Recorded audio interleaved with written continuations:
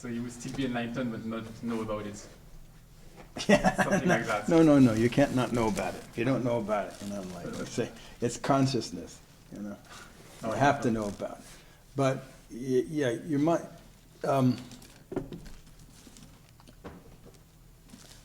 know, like I said, after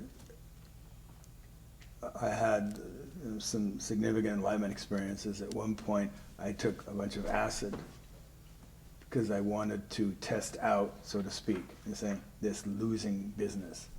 And I was certain that it wouldn't happen, it couldn't happen, because I understood it couldn't happen. Still, my mind, and I was young, ignorant, you know. And so I did it, and yeah, it was true. What I was completely undisturbed by anything that happened with the acid. There's nothing that could possibly happen, because it doesn't exist in a place where nothing could possibly happen, kind of deal. It's the nature of stuff, it's not stuff. So hallucinations, all kind of shit didn't make any difference. So you knowing what you are has nothing to do with your memories? No, it has nothing to do with my memories, no. That's crazy. No, me knowing a great deal of stuff has probably a lot to do with my memory, you know. Yeah. But the other doesn't have anything to do with memory, because it has nothing to do with memory. Okay. It's what I am now.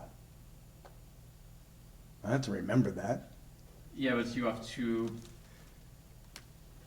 remember how to access that, or how, because No, I you can don't have do to it, right? remember how to access that. You see, you're still stuck in the perceptive world. Yeah. See, Okay. access is a function of perception Yeah, or that's mind. strange. And I understand this is difficult.